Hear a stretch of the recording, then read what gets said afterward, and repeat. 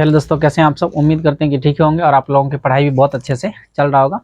इस वीडियो हम लोग क्लास 12 के हिंदी का जो कविता नंबर 5 है, जिसका नाम कवित्त है, जिसको भूषण जी ने लिखा है। इस चैप्टर में जितने भी लेखक का परिचय से और चैप्टर से संभावित ऑब्जेक्टिव हो सकता है एग्जाम में पूछने वाला, वो सारे ऑब्जेक्टिव हम लोग इस वीडियो में कवर करने वाले हैं। तो वीडियो स्टार्ट करते हैं। तो ये जो कवित्त है ना, कवित्त चैप्टर को जिसने लिखा है उसका नाम भूषण है ना। ये भूषण है। भूषण जो है ना, इसका वास्तविक नाम नहीं है। एक राजा थे, चित्रकूट का राजा, जिसका नाम रुद्र शाह है। इस रुद्र शाह ने इसको उपाधि दिया था कवि भूषण का। और भूषण नाम से ये इतने चर्चित हुए कि लोग इसका मूल नाम ही भूल गए, है ना। तो ये भूषण जो है इसको उपाधि के रूप में मिला था। तो किसने ये उपाधि दिया था? तो ये चित्रकूट के राजा किसने दिया था? तो रुद्र शाह ने इसको उपाधि दिया था। इसका जन्म 1613 ईस्वी में हुआ और इसकी मृत्यु जो है 1715 ईस्वी में हुआ। तकरीबन 102 साल जो है ये इस दुनिया में रहे। इसका जन्म स्थान उत्तर प्रदेश के कानपुर जिला का तिकवापुर गांव में है। यानी इसका जन्म जो है ना तिकवापुर गांव में हुआ था। ये तिकवापुर गांव उत्तर प्रदेश के कानपुर जिले में पड़ता है। और ये रीति काल के प्रसिद्ध कवि थे, है ना। ये रीति काल के प्रसिद्ध कवि थे। और आपको एक बात ध्यान रखना है कि इससे जो पहले हम लोग तुलसीदास, सूरदास और नाभादास पढ़े हैं, वो सब भक्ति काल के कवि थे और ये रीति काल के कवि हैं। आपको याद रखना है कि ये जो 5वां चैप्टर है ना, जिसका नाम कवित्त है, इसके जो कवि हैं भूषण जी, ये जो है रीति काल के कवि हैं। इसके पिताजी का नाम रत्नाकर त्रिपाठी है। अगर आप प्रीवियस ईयर के क्वेश्चन को देखेंगे तो इनके पिताजी का जो नाम है कई बार पूछा हुआ है कि भूषण के पिताजी का नाम क्या है। तो रत्नाकर त्रिपाठी है ना। रत्नाकर त्रिपाठी इसके पिताजी का नाम है। तो कहेगा सर पिताजी के नाम में त्रिपाठी है तो भूषण में तो कहीं त्रिपाठी नहीं है, सिर्फ भूषण लिखा हुआ है। देखिए त्रिपाठी इसलिए नहीं है, मैंने अभी आपको बताया ना कि भूषण जो है ना, चित्रकूट के सोलंकी राजा रुद्र शाह ने इसको कवि भूषण का उपाधि दिया। और ये भूषण की उपाधि दिया और ये भूषण के नाम से इतने प्रसिद्ध हुए कि इसका मूल नाम लोग भूल ही गया और जो है ना उपनाम से ही यह जाने जाने लगा और जो है इसी नाम से यह फेमस भी हो गया।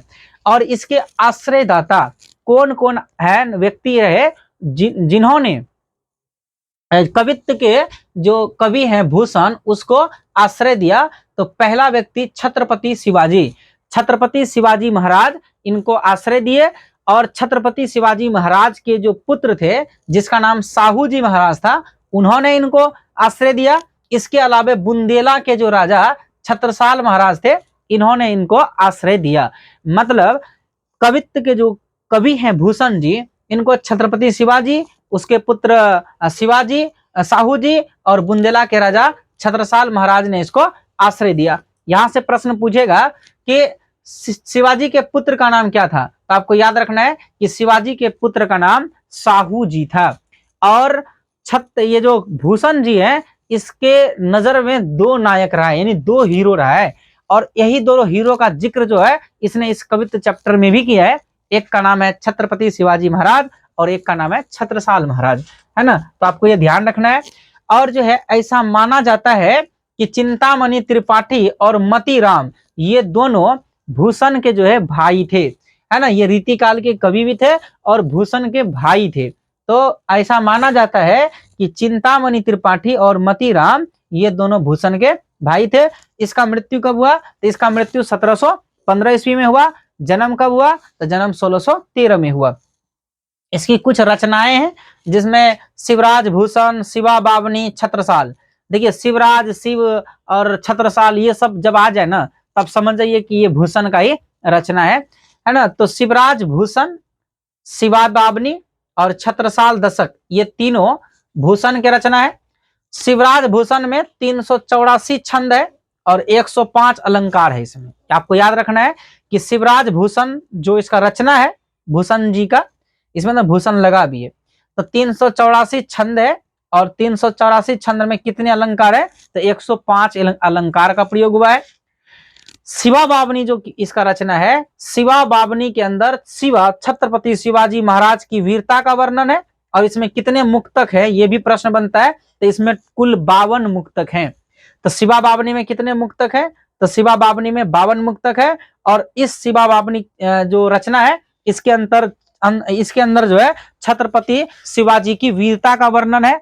और छत्रसाल दशक में कितने छंद है? तो छत्रसाल दशक में टोटल 10 छंद है और इसमें छत्रसाल महाराज की वीरता का वर्णन है। तो छत्रसाल दशक में छत्रसाल की वीरता का वर्णन है और शिवा बावनी में छत्रपति शिवाजी की वीरता का वर्णन है। शिवा बावनी में कितने मुक्तक है? 52 मुक्तक है। छत्रसाल दशक में कितने छंद है? तो छंद छत्रसाल 10 छंद है। शिवराज भूषण में कितने छंद है? 384। कितने अलंकार है? 105। और इसके 3 अप्राप्य रचना है जो कि प्राप्त नहीं होता है। एक का नाम है भूषण हजारा, एक का नाम है भूषण उल्लास और एक का नाम है दूषण उल्लास। तो आपको याद रखना है इसकी 3 रचनाएं हैं जो अप्राप्य है ना। एक का नाम भूषण हजारा, भूषण उल्लास और दूषण उल्लास है। भूषण ने रीति काल के श्रृंगार रस की प्रधान प्रवृत्ति से हटकर वीर रस को प्रमुखता दी है।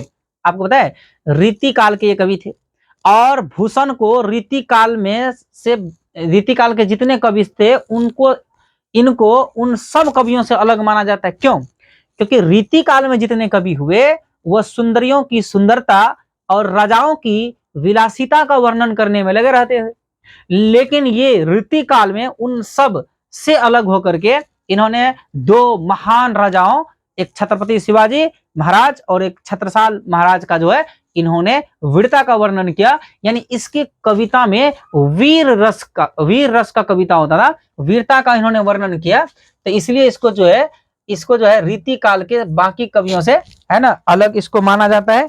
तो ये बहुत इंपॉर्टेंट प्रश्न है कि ये किस रस के कवि हैं? तो ये वीर रस के कवि हैं। और ये जो चैप्टर है ना कवित्व, इसमें भी 2 कवित्व है। पहले वाला कवित्व में छत्रपति शिवाजी महाराज का और दूसरे वाले कवित्व में छत्रसाल महाराज का वर्णन किया गया है। तो आप थोड़ा सा याद रखिएगा। तो यहां तक हो गया कंप्लीट। एक बार रिपीट कर लेते हैं। तो कवित्व को किसने लिखा है? तो कवित्व के रचनाकार भूषण जी है। इसका जन्म कब हुआ था? तो 1613 ईस्वी में। किस राज्य में होता है? तो उत्तर प्रदेश में, जिला कानपुर में, गांव का नाम तिकवापुर है। और किस काल के कवि हैं? तो रीति काल के कवि हैं। पिताजी का नाम क्या था? तो पिताजी का नाम रत्नाकर त्रिपाठी था। और इसको भूषण को उपाधि किसने दिया था? तो ये चित्रकूट के राजा रुद्र शाह ने इसको भूषण को उपाधि दिया और इतने बाद में भूषण के नाम से यह प्रसिद्ध हो जाता है। इसके आश्रयदाता कौन कौन हुए? तो छत्रपति शिवाजी महाराज के पुत्र साहू जी और छत्रसाल महाराज। पूछेगा कि छत्रपति शिवाजी के बेटे का नाम क्या है? तो साहू जी है। छत्रसाल कहाँ के राजा थे? तो बुंदेला के राजा थे। और ऐसा माना जाता है कि चिंतामणि त्रिपाठी और मोतीराम ये दोनों भूषण के भाई थे। और इसका मृत्यु कब होता है? तो मृत्यु इसका 1715 में हुआ। और इसके 3 रचना है जो सबसे ज्यादा फेमस है। एक का नाम शिवराज भूषण, एक का नाम शिवा बावनी, एक का नाम छत्रसाल दशक। तो कौन से रचना में छत्रपति शिवाजी महाराज की वीरता का वर्णन है? तो छत्रपति शिवाजी महाराज की वीरता का वर्णन शिवा बावनी में है। और किसमें छत्रसाल महाराज की वीरता का वर्णन है? तो छत्रसाल महाराज की वीरता का वर्णन छत्रसाल दशक में है। छत्रसाल दशक में कितने छंद है टोटल? तो 10 छंद है। और शिवा बावनी में कितने मुक्तक है? तो 52 मुक्तक है शिवा बावनी में। शिवराज भूषण में कितने छंद है? 384 छंद है। और कितने अलंकार है इसमें? तो टोटल 105 अलंकार है। ये सब थोड़ा याद रखिएगा। इसके अलावा कितने अप्राप्य रचना है? तो 3, भूषण हजारा, भूषण उल्लास, दूषण उल्लास। और भूषण कौन से काल के कवि थे? रीति काल के कवि थे।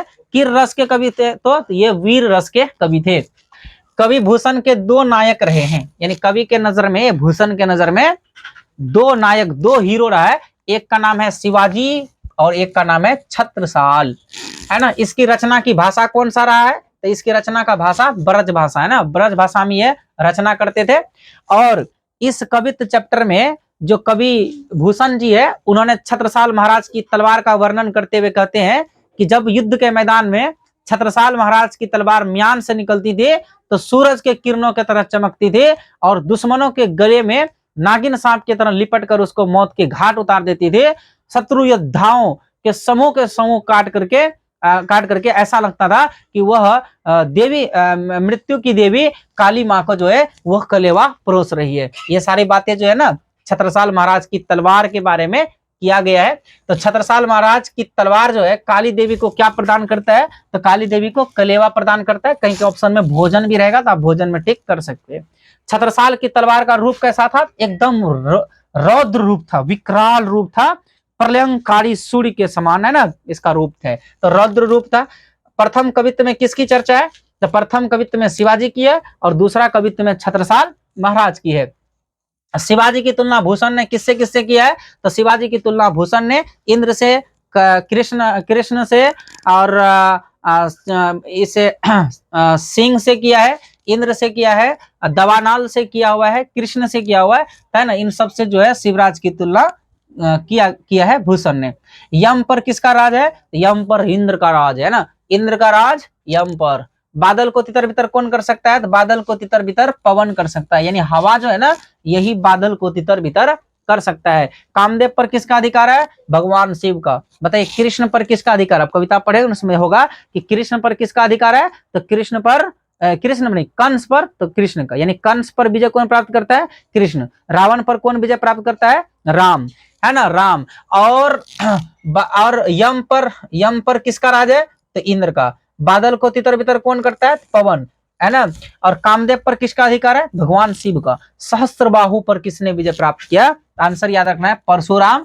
कविता जो पढ़े होंगे ना उसमें लिखा हुआ राम द्विज राज है, तो ये जो राम द्विज राज है ना, इस राम द्विज राज का मतलब ही यहाँ पर कविता में परशुराम है। तो ये परशुराम जो है ये किस पर विजय प्राप्त करते हैं, तो ये सहस्त्र बाहु पर विजय प्राप्त करते हैं।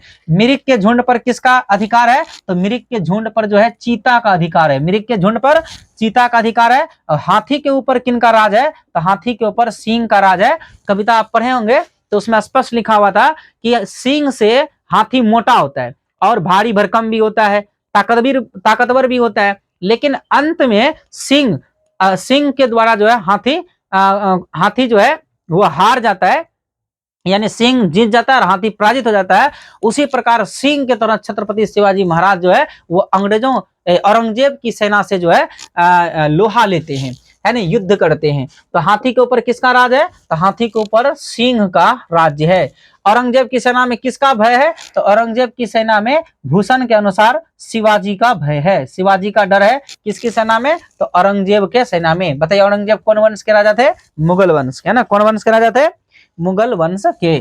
छत्रसाल की तलवार दुश्मन के गले में किसकी तरह लिपट जाता था, तो नागिन की तरह, यानी जहरीले नागिन की तरह छत्रसाल महाराज की तलवार युद्ध के मैदान में शत्रु योद्धाओं के गले में नागिन सांप की तरह लिपट कर उसको मौत के घाट उतार देते थे। छत्रसाल महाराज की तलवार कैसी है, तो प्रलयंकारी सूर्य के समान छत्रसाल महाराज की तलवार है।